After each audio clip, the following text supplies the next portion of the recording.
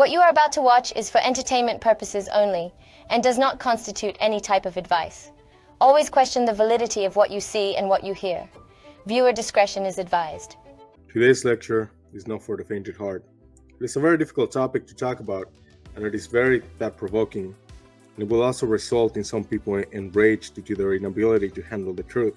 So if the truth is too much for you, then tune away from this and instead tune into some reality television or call a friend who always tells you what you want to hear in order to get something from you. You're probably much better going in that direction if you haven't learned to appreciate the truth. If you don't welcome the truth in your life, then you deserve the lies that you are living with. Don't worry, they will catch up with you. The topic for today will be about the greatest sin of them all, self-idolatry, which is so common now. We get it. Everything in life revolves your involvement and therefore involves you. In other words, everything in life is about you in some degree or another. This is the reason why the ego activity is so insidious, unable to get a hold of your consciousness and hold absolute power over you. This is a matter of awareness. When you're not aware, you are prone into falling into all kinds of ignorance. Most people have no clue how they are being influenced and manipulated into thinking that they need to make no improvement, that there is no point in learning anything, that there is no point in being humble, that everything and anything that goes wrong in the world is not their fault, and that the world owes them a great deal when it comes to the outcome of their lives. Social media has taken that direction, proven their point, and collected their data necessary to further manipulate the world. We're not saying that abusive relationships don't exist. We're not saying that the destructive personality disorders like narcissism and borderline personality disorder don't exist, because they do. And we're not saying that people don't target other people to manipulate them, because they do. What we're saying is that people are being manipulated into thinking that they are saints of some sort, that they do nothing wrong, that the relationship and the other person was the sole cause of the misfortune. Even if the person is respectful and dedicated to their relationship and the relationship failed and was extremely manipulated, the best way to further develop into never ending that type of relationship is to learn from it, understand what went wrong, and adapt to the new level of awareness. So what does this have to do with self-idolatry? We'll get there. Be patient. When people have no accountability, they place themselves into the perpetual victim of all circumstances. But the reality is that there's something that attracted the other person towards us. Our looks, demeanor, and how we communicate likely play most of the role. It is hard to change that overnight, or to even adjust it at times, but also choosing to be with that person, which is a personal choice. Some say, but that person lied and hidden who they truly were, which can be true, but it is also true that their character cannot be hidden forever. As we interact more and more with this person, glimpses of their true character start to show. This is what we like to call red flags. You may not realize it, but justifying, ignoring, and making excuses for those red flags was done in order to sustain the relationship. The fantasies of ideas of having this person as a soulmate or twin flame, or wanting to be with the person for the rest of our lives, these unrealistic and fulfilling fantasies that we play against ourselves, are what we use as an excuse to stay in those relationships.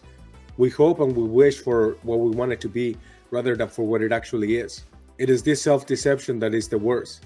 It is what is known as the tree of lies, because one lie that we tell ourselves must be justified with another lie, which is also justified by another lie, and so on. Eventually, these lies act as the deep roots of some great deception that we talked ourselves into. The more you lie to yourself, the more involved that you will be with the false notion of the relationship, and the longer that you will allow the abuse to continue. You must realize that if someone forces you to be in a relationship and controls where you go and when you can leave the room, it is likely considered kidnap, which happens to be a crime. Anything outside of that is an excuse to maintain the crummy relationship. If what you're hearing right now bothers you, it is because you want to maintain the lie that does not want to hold you accountable for your poor level of awareness. Instead of being upset when hearing this and justifying that you are a perfect victim, incapable of having played a part, stop for a second, breathe, and find that inner lying voice and ask it, really? Is this true?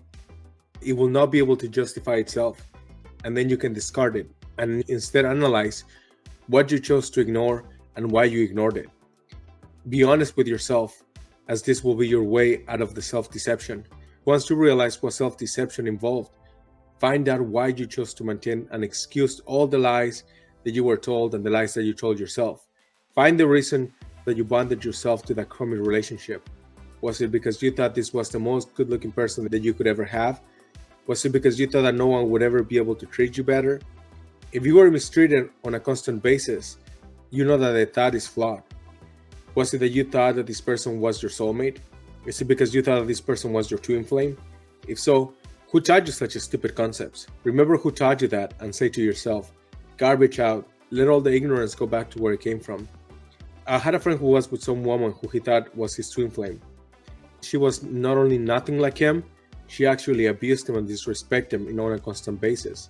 It turns out that she is the one who taught him that concept, and he justified her behavior to keep the fantasy going.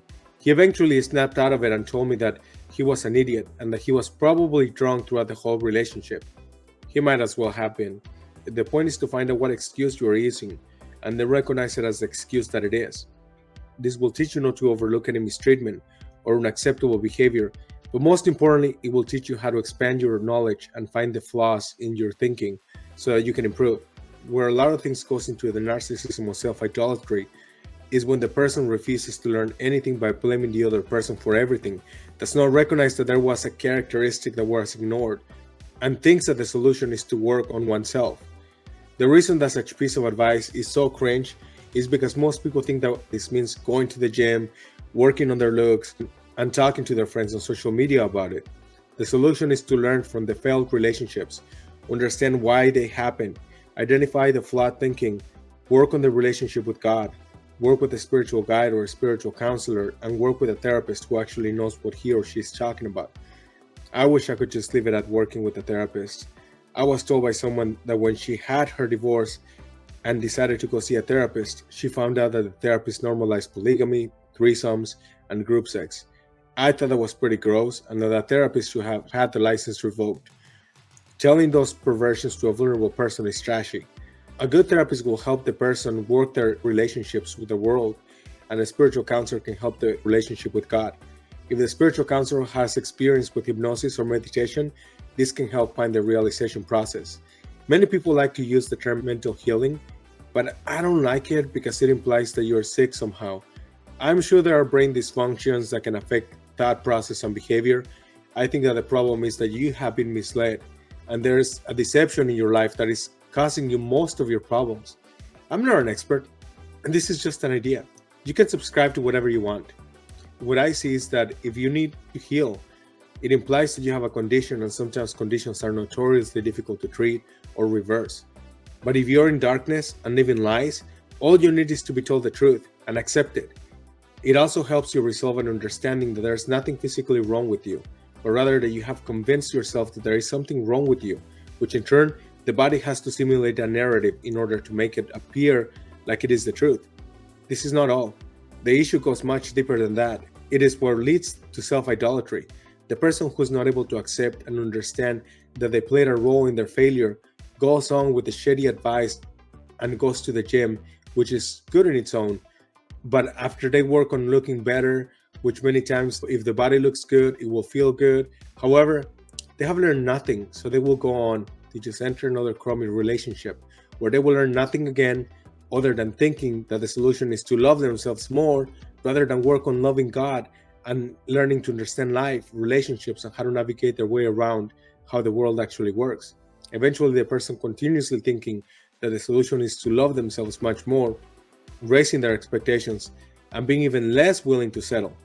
The issue becomes that now they are much more narcissistic, less capable of accepting a good partner who may be more beneficial for them, but not have the physical traits that they are looking for, and therefore the next person that they let in their lives may be a more skilled liar and manipulator. By the time that they leave the relationship, the person thinks that relationships are worthless and unworkable. Then the reality is that this all came from a flawed choice to begin with. That all that they were fed were lies in order to continue with the same narrative, sell them more self-help books, get them to watch some useless videos, and to take zero accountability so that only those who have the knowledge can succeed in life. Eventually, this person enters a new stage of self-worship and objectification where they go online showing their body to the world for an insignificant pay per user. They think that they are hustling, being their own boss, and being great entrepreneurs. The right term is probably hopreneur. By this stage, the person is probably single parent, setting the example to the children, raising them without the other parent, and ensuring that the family dysfunction continues. This type of person may not realize, but they have forged their own hell on earth by replacing God with their own image. This is at the center of all failure. Sin, by the way, means failure. Such replacement of God with the self is the most of all epic failures, and it does have devastating consequences. I get it. Many people don't even realize that they're doing that because the self-deception, the deception in social media, and the deception perpetually by their peers is so deep that they don't see it. Most don't see it until they are in their late 40s or 50s, when they realize that their best years are behind and that all the decent people are already paired with someone else. They cannot blame anyone else for their choices that they have made. Happiness escapes their hands like sun does, but it is too late at the moment. Perhaps not for redemption, but it does not change the fact that the self-deception and idolatry led to this failure. When people are young, they have no problem finding endless numbers of partners that they can mess around and defile themselves with. However, there are consequences to that, and self-respecting, valuable people do not overlook that. Eventually, the person becomes old, and it becomes much harder to find partners. The party can go on into their 40s sometimes, but no one is racing to date 50-year-olds. Unless a partner dies, it is not common for a 50-year-old to be single. Well, at least it hasn't been common, but now it will be. I'm willing to bet that the loneliness, the rate of prescriptions, the rate of depression and anxiety, and the need for therapy will all go up. I think that we're going to see the end result of all this delusional thinking, which originates from the self-worship ignorance that is happening. It's okay if you want to ignore what we're telling you. You don't have to change. You can laugh it off and treat it as just another lie told online. I gain nothing or lose nothing if you decide to not change or take action. It is on you to gain this level of awareness or not. I go as far as saying that if you become aware of the truth, you don't even need to force yourself to change. Change will happen inevitably, all on its own, because you will have the perception that in order to accept the truth and be a seeker of the truth, you must behave in truth, which in turn will be much different than the behavior you had when you lived in self-deception. Instead, ask God for forgiveness for your sins of idolatry. Find some good books you can read, like those by Don Miguel Ruiz or Stephen Walensky. Get with a skilled spiritual guide or a spiritual counselor, and find a good therapist who practices either IFS or ACT therapy. Adapt a philosophy that not everything that you're told is true. The idea will help you so that if the therapist or spiritual guide are telling you things that may be harmful, you will sense that something is not going right so that you can steer away from that direction and get help somewhere else. The process is not all that difficult, but if you don't know the process, you won't be able to escape the self-deception. I can tell you that once you realize the issue that plagues your life, you'll be able to live a much better life. Will find a much better relationships, and will even change the way that you deal with your finances. Gratitude will live at the center of your life, and the world will open up to you. You will become more courageous and be able to identify those whose demeanor are abusive or deceptive. Those manipulators who used to latch onto you will start to skip you and go for others. The vanity in your life, where you only associate with others based on their looks, will vanish, and you will find more success. The funny part is that in turn, you will find yourself presenting yourself in a better way and dress more professional. The only thing that dispels ignorance is the truth. Unlike the dark being the absence of light, ignorance is not the absence of the truth, but a lie being told in place of the truth. This is why at that point, when the truth is present, it is received with hostility, because the truth is trying to eradicate the lie like a vampire is facing the light. The lie wants to insult the truth, run away from it, and does not want to hear it. It knows that it cannot live alongside with the truth, because the truth will eradicate the lie. It is a very strong somatic experience. This is why people get so tense and angry when they hear the truth that exposes their delusion. This is how much of a major league bullshit delusion are. It makes people fall in traps such as self-worth, and when they tell people that self-worth is a miserable lie, they get so angry and defensive about it because it is a somatic eradication. The lie does reside somewhere in the body. Please allow me to explain you. The reason that self-worth is a lie is that it fools you into playing a really idiotic game where you must constantly prove your value to others. And you will go on and compete against others who will fare better than you to some degree or another. And when you fail against others, you will feel unworthy and therefore depressed. In other occasions, you will look at others, give them a higher rating, and you will feel anxious to even enter the imaginary competition. Little do people realize that human life is invaluable.